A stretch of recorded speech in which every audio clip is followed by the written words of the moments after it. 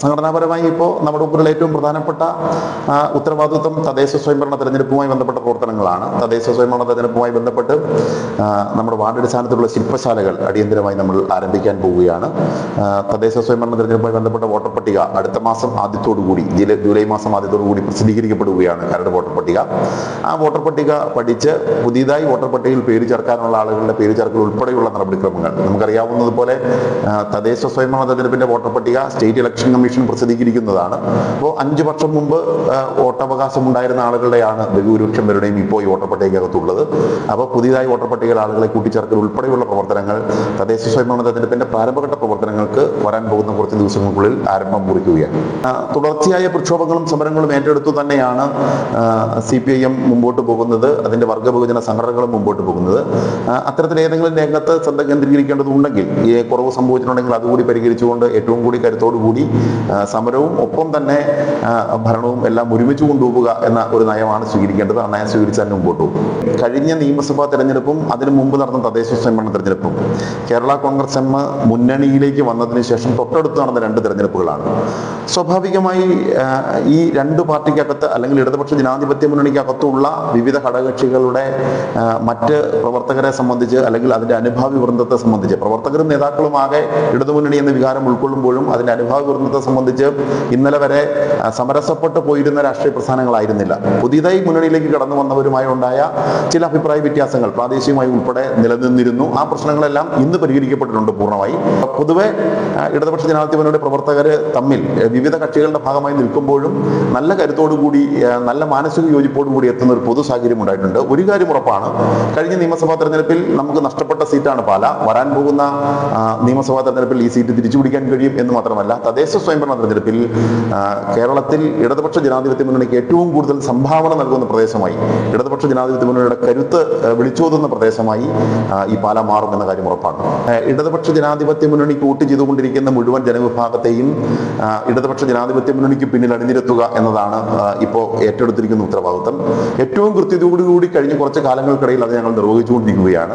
ആ മാനസിക യോജിപ്പ് പൂർണ്ണമായി എത്തുകയും ആ മാനസിക യോജിപ്പിന്റെ ഏറ്റവും വലിയ റിസൾട്ട് വരാൻ പോകുന്ന തെരഞ്ഞെടുപ്പുകൾ കിട്ടുകയും ചെയ്യും എന്നുള്ളതാണ് വസ്തുതാപരമായ കാര്യം. വെളിയന്നൂർ പഞ്ചായത്തിൽ കഴിഞ്ഞ ടൈമിലാണ് ഇടതുപക്ഷ ജനാധിപത്യ മുന്നണിയുടെ നേതൃത്വത്തിലുള്ള ഭരണസമിതി അധികാരത്തിൽ നിന്ന്. അതിനു മുമ്പ് ഒരു ടോസിലൂടെ ഒരിക്കൽ അധികാരം കിട്ടിയിട്ടുണ്ട് എന്ന് മാത്രമേ ഉള്ളൂ.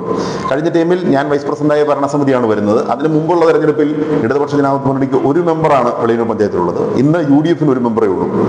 അപ്പോൾ കഴിഞ്ഞ തെരഞ്ഞെടുപ്പിൽ നല്ല നിലയിൽ വിജയം നേടിയെടുക്കാൻ കഴിഞ്ഞു. ആ വിജയം നേടിയെടുക്കാൻ കഴിഞ്ഞ കാലയളവിൽ സംസ്ഥാന സർക്കാർ പ്രത്യേകമായ പദ്ധതികളെ വെളിയന്നൂരിലേക്ക് കൊണ്ടുവരാൻ കഴിഞ്ഞു എന്നുള്ളതാണ് ഏറ്റവും പ്രധാനപ്പെട്ട കാര്യം. അതിൽ ഇപ്പോൾ ഏറ്റവും സൂചിപ്പിക്കാൻ കഴിയുന്ന, ഈ ഘട്ടത്തിൽ സൂചിപ്പിക്കാൻ കഴിയുന്ന ഒരു പ്രധാനപ്പെട്ട കാര്യം, വർഷങ്ങൾക്കപ്പുറത്ത് നിലച്ചുപോയ, ഒരിക്കലും പൂർത്തിയാക്കാൻ കഴിയില്ല എന്ന് പറഞ്ഞ് ഗവൺമെന്റ് തന്നെ ഉപേക്ഷിച്ച, പ്ലാനിംഗ് ബോർഡിന്റെ നിർദ്ദേശാനുസരണം ഉപേക്ഷിച്ച ഒരു പദ്ധതി MVP കനാൽ. വെളിയന്നൂരിൽ ആ വെള്ളം എത്തിക്കണമെങ്കിൽ ലിഫ്റ്റ് ഇറിഗേഷൻ ഉൾപ്പെടെ വെള്ളം പമ്പ് ചെയ്ത് കൊണ്ടുവരണം എന്നുള്ളൊരു സാഹചര്യമായിരുന്നു. ഗവൺമെന്റിനെ സമീപിക്കുകയും കൃത്യമായ പ്രപ്പോസലുകൾ നൽകുകയും ആ പ്രപ്പോസൽ നൽകുകയും നല്ല നിലയിൽ ജനങ്ങളുടെ പങ്കാളിത്തത്തോടു കൂടി ആ കനാലിനെ 1 രൂപ പോലും സർക്കാരിന്റെ പണം മുടക്കാതെ വീണ്ടെടുത്ത് ഗവൺമെന്റ് മുമ്പിൽ കാണിക്കുകയും തൽഫലമായി ഗവൺമെന്റ് 1 കോടി രൂപ ബഡ്ജറ്റിലൂടെ ആ കനാലിന്റെ പൂർത്തീകരണത്തിന് വേണ്ടി അനുവദിക്കും. അത് പൂർത്തിയാക്കാനും കഴിഞ്ഞു. ഇത് തരത്തിലുള്ള പാഠം നികത്തലിലാണെങ്കിലും അതിനോട് യോജിക്കുന്ന ഒരു രാഷ്ട്രീയ പ്രസ്ഥാനമോ മുന്നണിയോ അല്ല ഇടതുമുന്നണിയും CPIM-ഉം.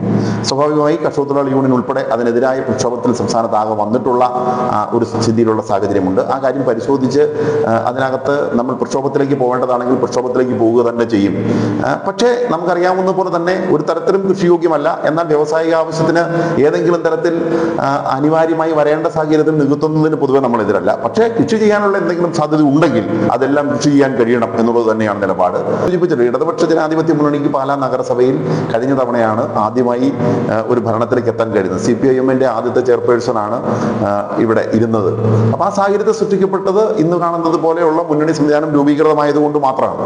CPIM-നെ സംബന്ധിച്ച് ഒരു പാർട്ടി മെമ്പറെ പാർട്ടി പുറത്താക്കിയാൽ അയാളെ തിരിച്ചെടുക്കുന്നതുമായി ബന്ധപ്പെട്ട് ഏത് കമ്മിറ്റി പുറത്താക്കാൻ ശുപാർശ ചെയ്തോ അതിന്റെ ഉപരി കമ്മിറ്റിയുടെ അനുവാദം വേണം. ഉപരി കമ്മിറ്റിയാണ് പിന്നീട് ശുപാർശ ചെയ്യപ്പെടേണ്ടത്. ആ നടപടിക്രമങ്ങളെല്ലാം പൂർത്തിയാക്കിയേ പുറത്താക്കപ്പെട്ട ആളെ തിരിച്ചെടുക്കാൻ കഴിയും. ഒപ്പം തന്നെ കാണേണ്ട ഒരു കാര്യം, CPIM-ന്റെ അനുബന്ധമായി സംഘടിപ്പിക്കുന്ന പരിപാടി, ഇപ്പൊ പാർട്ടി കോൺഗ്രസ് ആയാലും സംസ്ഥാന സമ്മേളനമായാലും മറ്റു പരിപാടികളിലെല്ലാം എല്ലാ ബഹുജനങ്ങൾക്കും പങ്കെടുക്കാൻ കഴിയുന്ന പരിപാടിയാണ്. രാഷ്ട്രീയ എതിരാളികൾ പോലും, ഇപ്പോൾ CPIM-ന്റെ പാർട്ടി കോൺഗ്രസ് സ്ഥലത്ത് ഞാൻ എത്തുമ്പോൾ രാഷ്ട്രീയ എതിരാളികളായ ഒട്ടനവധിയായ ആളുകൾ CPIM-ന്റെ പാർട്ടി കോൺഗ്രസ് കാണാൻ അവിടെ എത്തിയ അനുഭവം മുമ്പിലുണ്ട്. അപ്പോൾ എല്ലാവർക്കും പങ്കെടുക്കാൻ കഴിയുന്നതാണ് പാർട്ടി കോൺഗ്രസ് പോലെയുള്ള പരിപാടികൾ പൊതുപരിപാടികൾ. പക്ഷെ അതിൻ്റെ സംഘടനാപരമായ പരിപാടികൾക്കകത്താണ്, സംഘടനാപരമായ ആ ചട്ടക്കൂടിനുള്ളിൽ നിന്ന് സംഘടിപ്പിക്കുന്ന പരിപാടികളാണ് പാർട്ടി മെമ്പർമാർക്ക് മാത്രം പങ്കെടുക്കാൻ കഴിയുക, ഉണ്ടാവില്ല. ഒപ്പം തന്നെ ഒരാളുടെ പേരിൽ നടപടി സ്വീകരിച്ചാൽ നടപടിയെടുക്കാൻ ഏത് കമ്മിറ്റി ശുപാർശ ചെയ്തോ ആ കമ്മിറ്റിയോട് ഉപരിഘടകം ശുപാർശ ചെയ്യപ്പെട്ടാൽ മാത്രമേ അയാൾക്ക് വീണ്ടും പാർട്ടി മെമ്പർഷിപ്പിലേക്ക് തിരിച്ചു വരാൻ കഴിയൂ. ആ നടപടിക്രമം പാലിച്ച് മാത്രമേ ഏതൊരാൾക്കും തിരിച്ചു വരാൻ കഴിയൂ.